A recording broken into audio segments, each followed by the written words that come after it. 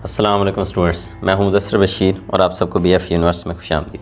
आज हम एक्सरसाइज 2.4 के नेक्स्ट क्वेश्चन की जानिब बढ़ रहे हैं। जैसा कि हमने प्रीवियस क्वेश्चन किया, वो क्वेश्चन हमारा इसी तरह सेम था। उसमें भी हम यही चेन रूल का इस्तेमाल करते हुए उसमें dy और dx की वैल्यू निकाल रहे थे और कुछ प्रूव कर रहे थे। जबकि जो आज का लेक्चर है हमारा, इसमें भी हमें एक बार फिर चेन रूल का ही इस्तेमाल करना पड़ेगा और हमें कुछ क्वेश्चन दिए गए हैं और हमें कहा गया कि आप इस क्वेश्चन को इसके विद रेस्पेक्ट सॉल्व करें।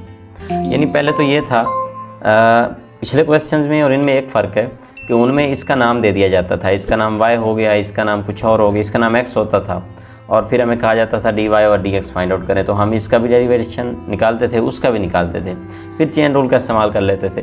लेकिन अब की बार उसने इनके नेम नहीं रखे, बल्कि कहता है इस पूरी टर्म, ये जो पूरी उसने एक रकम दी है, कहता है इसका डेरिवेटिव इसके लिहाज से निकालें। यानी हम देखें तो यहाँ x² - 1/x² का डेरिवेटिव निकालना है विद रेस्पेक्ट टू x⁴। तो इसका डेरिवेटिव उसके लिहाज से, मतलब हम एक काम कर सकते हैं कि एक नाम इसको दे दें और एक नाम इसको दे दें, फिर इसका इसके लिहाज से निकालना है। तो यानी जो भी इसको नाम देंगे हम और इसको भी हम कोई नाम दे देंगे। फॉर एग्ज़ाम्पल मैंने नीचे नाम दे रखा है, आप देखें कि मैंने इसका नाम u रख दिया है और उस जिसके लिहाज से निकालना है उसका नाम मैंने v रख दिया है। जब ये u है और इसका नाम v है तो इसका मतलब मुझे du इसका डेरिवेटिव निकालना है, मुझे du करना है इसका डेरिवेटिव, चूँकि इसका नाम u रख दिया तो du और इसके लिहाज से निकालना है। तो इसका नाम तो मैंने v रख दिया है, इसका मतलब मुझे v के लिहाज से निकालना है। इट मीन्स मुझे du/dv निकालना है। ऐसे भी हो सकता है, अगर हो सकता है आपने कहीं इधर उधर देखो, कहीं बुक्स में, कहीं सोल्यूशन में, मे भी कोई इसको y का नाम दे दे, इसका नाम y रख दे, इसका नाम x रख दे। x तो नहीं रख सकता, x तो अंदर वेरिएबल है, इसका नाम u रख दे, तो फिर dy/du निकालना होगा। यानी मकसद ये है कि इस टर्म को इस टर्म के लिहाज से डिफ्रेंशिएट करना है। तो इन दोनों के हम अलग-अलग नाम रख रहे हैं और हम इसका derivative with respect to this कर रहे हैं। तो यही हमने सीखा है ना कि जब हम किसी चीज़ का derivative with respect to t करते थे, हम कहते थे विद रिस्पेक्ट टू t, तो इट मीन्स हम नीचे dt करते थे। अब उसने कहा इसका derivative with respect to this. अब ये पूरा बटा ये पूरा लिखें तो वो बड़ा अजीब लगेगा कि मैं अगर फॉर एग्जाम्पल ऐसे लिखना शुरू कर दूं कि d(x² - 1/x² बाई d(x⁴)। बड़ा awkward सा लगेगा, आगे मुझे क्वेश्चन भी हल करना है। तो बजाय इसके मैं इस पूरे को u कह देता हूँ कि d(u/d)v। एक सवाल खूबसूरत भी मेरा होगा और आगे मैं क्वेश्चन हल करता रहूँगा। गेम तो वही, यानी एक्चुअली होनी तो वही टर्म्स हैं, लेकिन मुझे ज़रा सॉल्व करने में थोड़ी सी आसानी हो जाएगी। इसलिए ये बात, अब आपने इस बात से नहीं घबराना। मैं 2 मिनट लगा दिए मैंने इस बात पे। आगे जितने भी क्वेश्चंस आ रहे हैं उनमें हर एक में जो भी इस तरह का सवाल होगा, एक बड़ी term with respect to another बड़ी टर्म, तो मैं हर उस टर्म में एक का नाम u रख लिया करूँगा, एक का नाम v रख लिया करूँगा।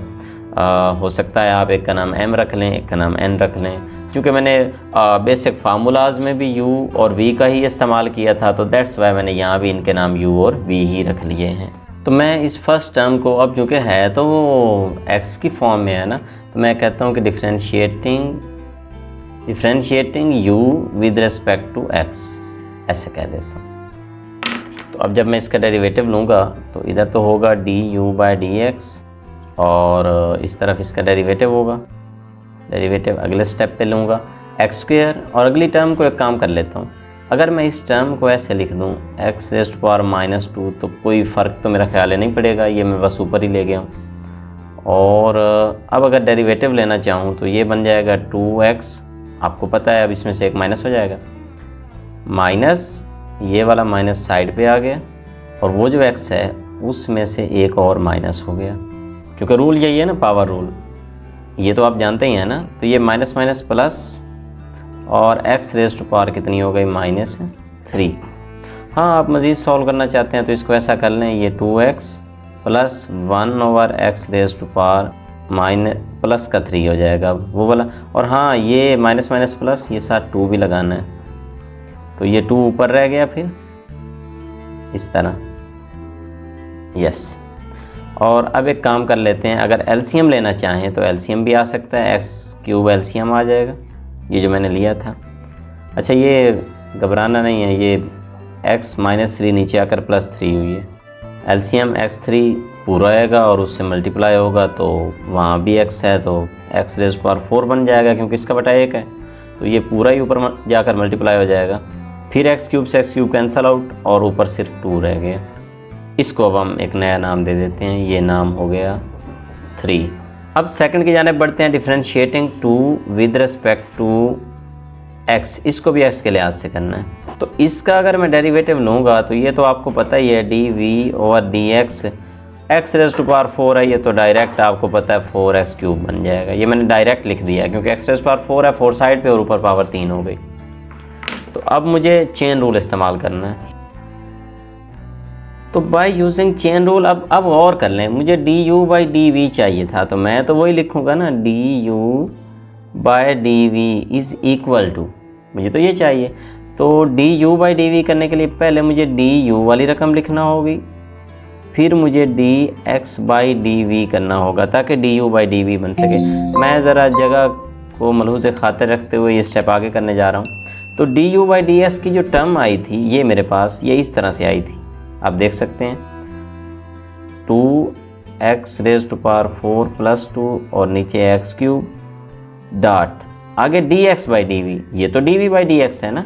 तो पहले की तरह इसको हम इन्वर्स कर लेते हैं, उल्टा लेते हैं। इसका बटा 1 था तो अब इस तरह हो गया 1/4x क्यूब। तो इसका स्टेप चेक करें, ऊपर से 2 कॉमन आ सकता है, इन दोनों से 2 कॉमन आ जाए तो x रेज़ टू पावर 4 + 1 रह जाएगा, 2 कॉमन आ गया। और नीचे ये क्या बनेगा, मल्टीप्लाई कर दें 4 और x क्यूब और x क्यूब कितना हो गया x raise to power 6। And finally ये कुछ कट जाएगा तो बाकी फिर बचेगा x raise to power 4 + 1 and नीचे 2x रेज़ टू पावर 6, क्योंकि ये 2 2 4 कैंसिल आउट हो जाएगा नीचे।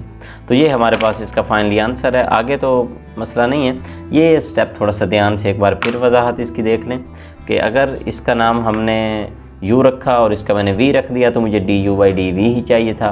तो फिर मैंने दोनों का अलग-अलग डेरिवेटिव लिया, पहले इसका भी लिया और फिर मैंने दूसरे का भी लिया और फिर finally bye using chain rule automatically इसका आंसर आ गया है। सेकंड क्वेश्चन देखते हैं, सेम उसी तरह पिछले क्वेश्चन की तरह।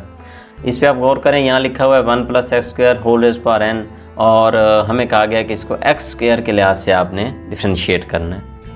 इट मीन्स कि मुझे फिर वही काम करना पड़ेगा। इस फर्स्ट को मैं एक नेम दे रहा हूँ और सेकंड को मैं दूसरा नेम दे रहा हूँ, इसका नाम u, इसका नाम v।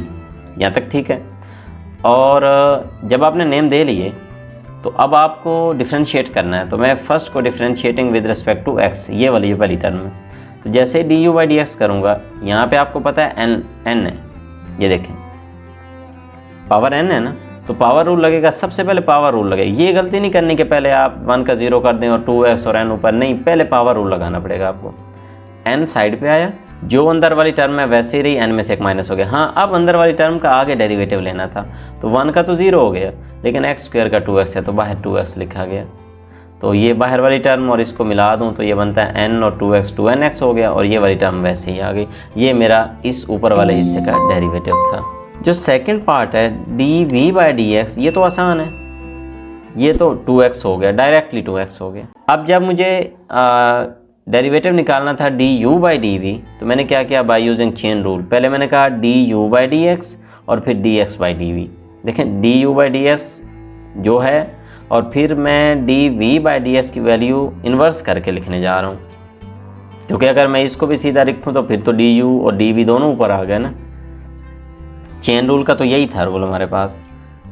तो अब अगर हम गौर करें तो ये du/ds की वैल्यू ये थी मेरे पास 2nx इंटू दिस डॉट, और dx/dv ये dv/dx था, तो इसको उल्टा लेते हैं 1/2x। 2 से 2 कैंसिल हो जाएगा और x से x कैंसिल हो जाएगा।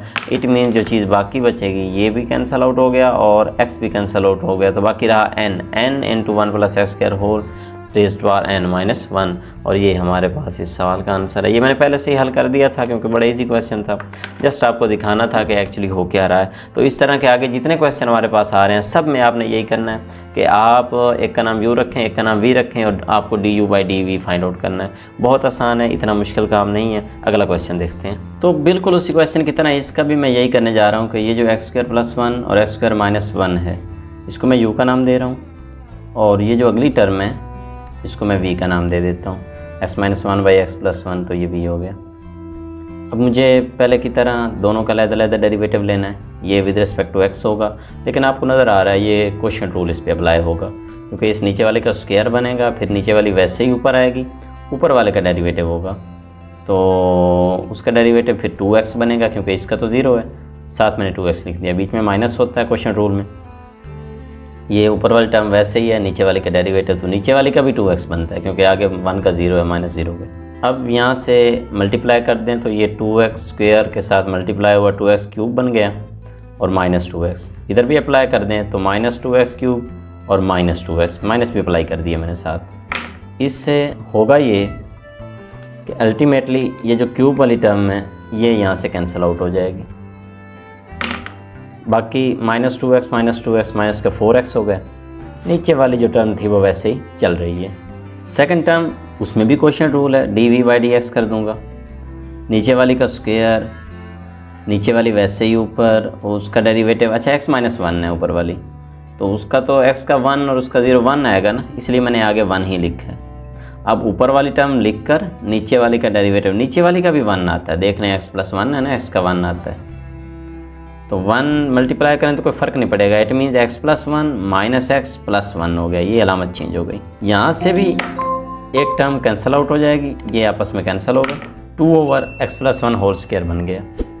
जब मैंने दोनों निकाल लिए, आपके सामने d u by d x भी हो चुका, d v by d x भी हो चुका, तो अब हम बाय यूजिंग चेन रूल इसका सलूशन निकालेंगे। अब बाय यूजिंग चेन रूल आप देखें कि d u by d v इसी का निकालना है ना डेरिवेटिव, इसका इसके लिहाज से, तो चेन रूल के मुताबिक पहले d u by d x और फिर d x by d v.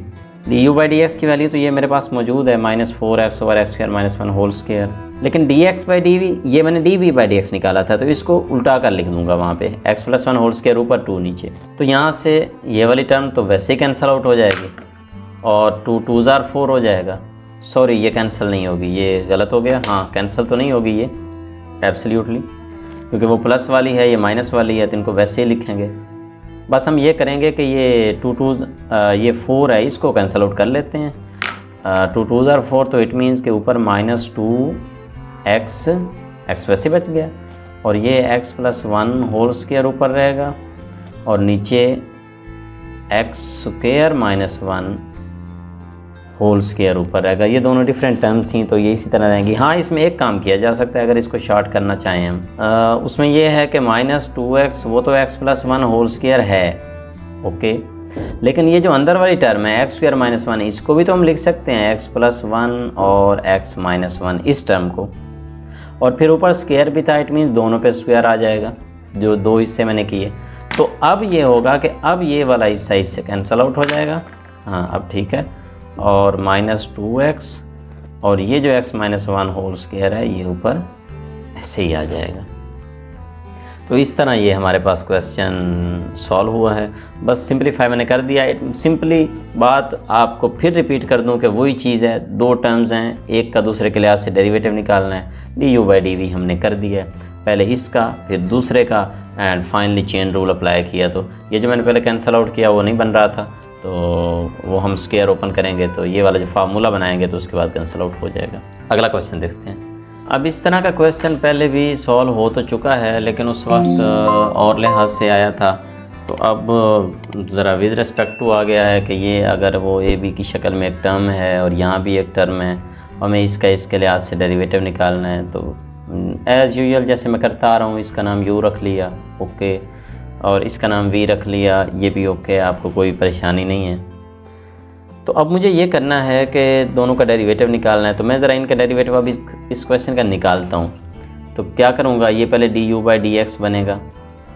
ये बात याद रखें, ये विद रिस्पेक्ट टू एक्स इसलिए कर रहा हूँ क्योंकि ये एक्स वेरिएबल में है और ए और बी इसमें कांस्टेंट हैं, तो ऑटोमेटिकली इधर मैं लिख भी देता हूँ डी ओवर डी एक्स, और इस चीज़ का मुझे डेरिवेटिव चाहिए ए एक्स प्लस बी और नीचे है सी एक्स प्लस डी, ये मेरे पास टर्म है।